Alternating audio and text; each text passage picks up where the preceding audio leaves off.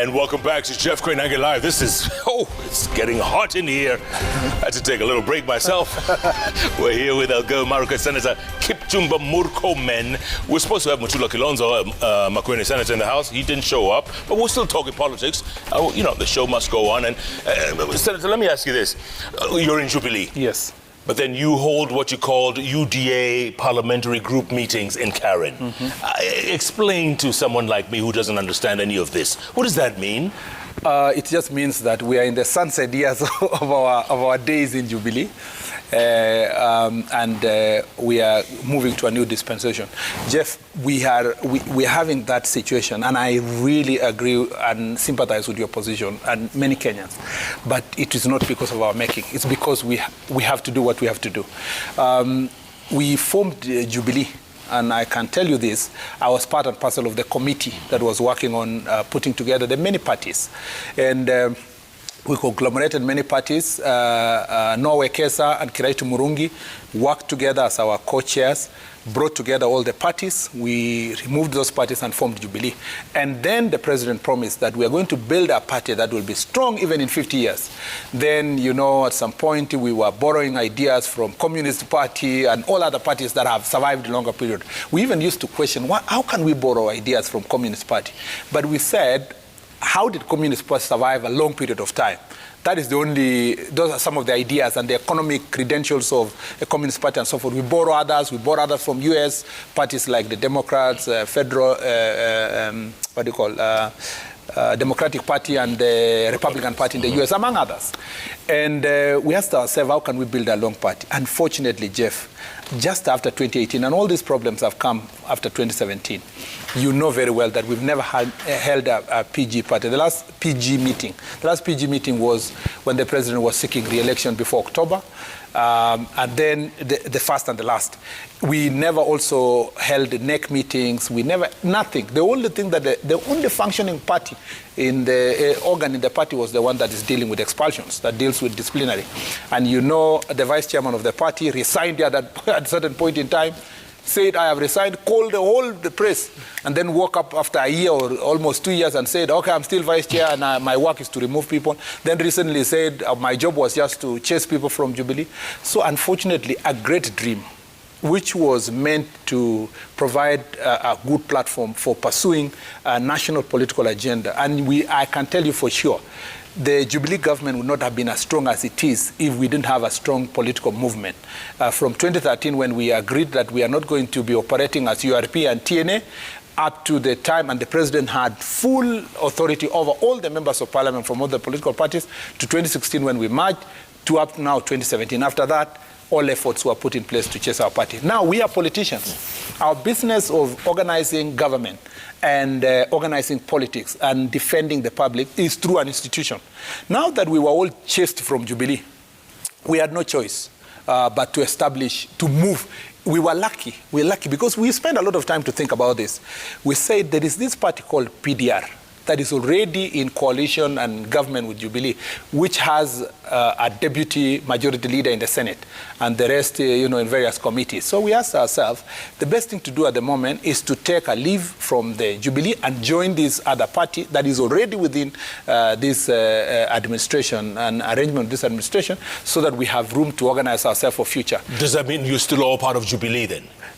Unfortunately, once we did that, they said, okay, PDR, which is now UDA, is not also part of Jubilee. We don't want it. The arrangement has been cancelled and go away.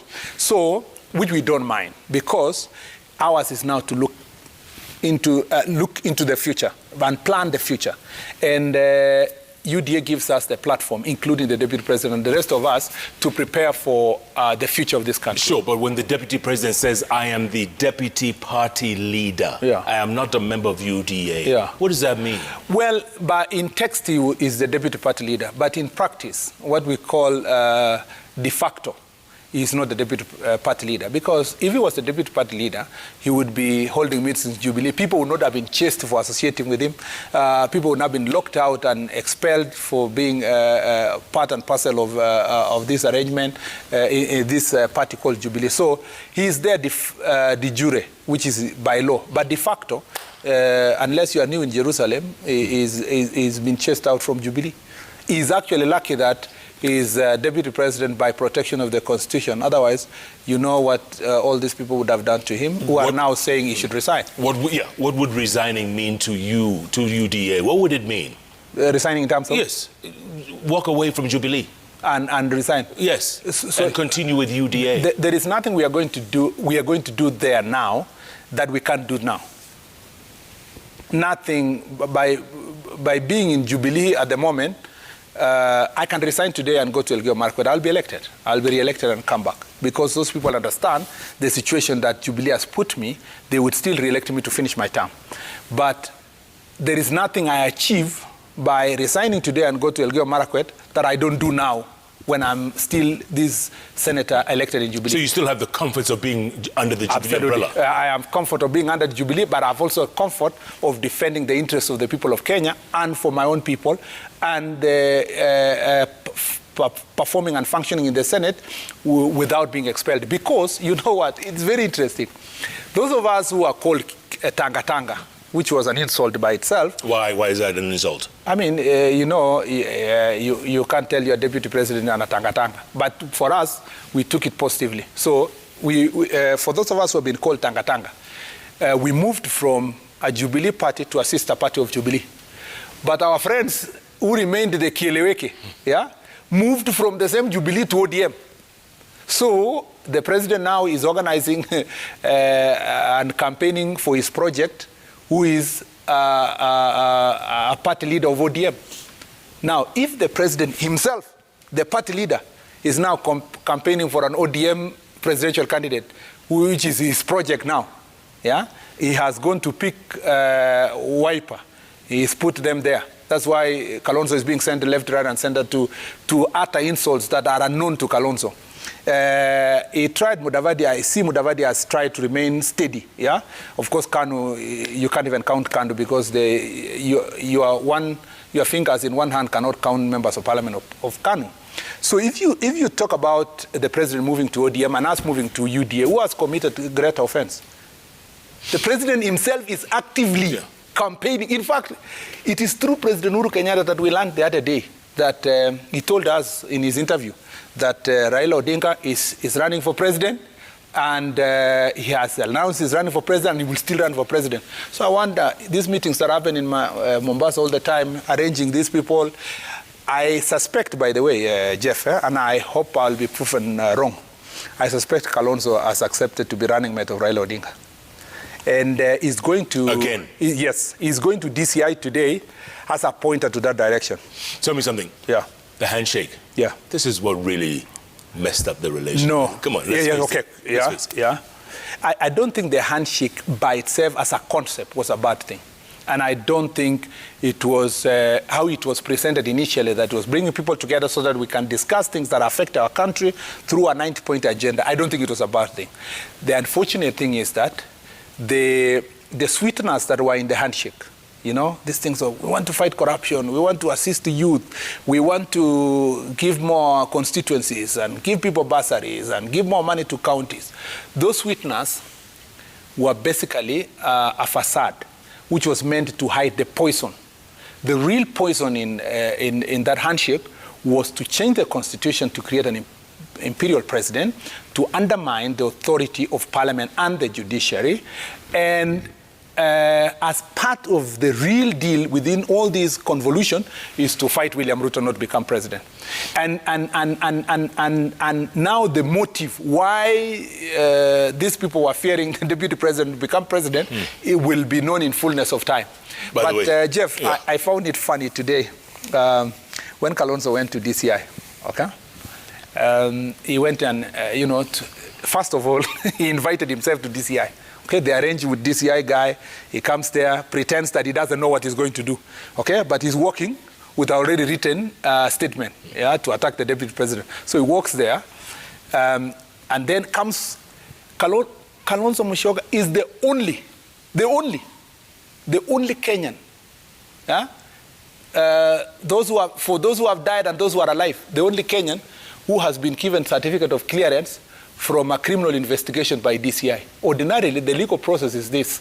If you are accused, and the DCI is investigating you for corruption, or for crimes, whatever crimes it is, that file is sent to DPP. It's DPP now who will say this file has been closed. I've received recommendation from DCI that so-and-so was being investigated and no prosecution will ensue. Now, Kalonzo knows very well that land matters are investigated by National Land Commission, and matters of corruption of the nature that is committed would have been better be dealt with EACC. He knows that the DCI has no power to write a letter to clear him. But because his main agenda was not just the clearance, was to attack the deputy president, he walks there, gets a fake clearance certificate, something unknown to law, and then goes to his office to read a statement which says, I am not corrupt. It is William Ruto who is corrupt. It is not a defense to go and attack another person if you have been accused of a corruption. I would have been sympathetic a little bit to Kalonzo. But let me tell you this. If he came out of there and said, I am not corrupt, and these are the reasons why I'm not corrupt. But like I told you earlier, there's no such thing as political enemies, and Kalonzo could end up being Deputy President William Ruto's running mate. He can even end up being a deputy president's running mate or working partner and so forth for the best interest of the country. And that's why, for me, by the way, for me, there's only one interesting statement Kalonzo put in his press statement that brought me, that made me to think. He said that he will establish a commission to investigate state capture. Jeff, does Kalonzo know what is state capture? Does he know about the Guptas of South Africa? Tell me something. Does he know that? Okay. Do you trust? I want just to ask you a question. Do you trust Kalonzo to investigate? It's not up to me. It's up to Kenyans. No, I'm saying, do you trust Kalonzo to investigate his current sponsors? By the way, if he becomes Raila's deputy, who becomes Ruto's running mate? Whoever becomes Ruto's running mate will be decided by the party. Okay, when the time comes. But you just said Kalonzo will be Raila's running mate. Now you just tell me. No, because they have an existing arrangement. Ruto has never run for president before. So this will be a first opportunity for William Ruto and UDA to fill their deputy president. And when the time comes, they'll have to make that decision. All right, Senator. Yes, sir. We'll have to leave it at that. Thank you so much, man. Thank you, Chef. It's been great.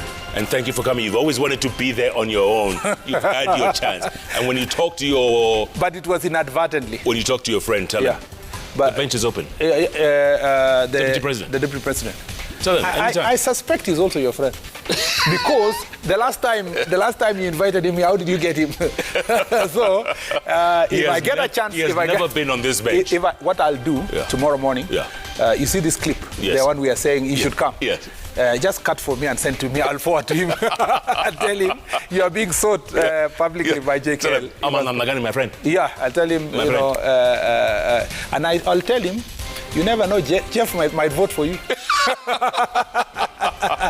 Are you, by the way, Jeff, are you from Kiambaa constituency? I am. Then your MP is UDA. My friend, he should come. I'll tell him you must go to Kawajiko's constituency. Thanks, Senator. Thank you very much. Wonderful time. Keep tweeting, folks. My God, the story is still unfolding. We're 12 months away from the general election.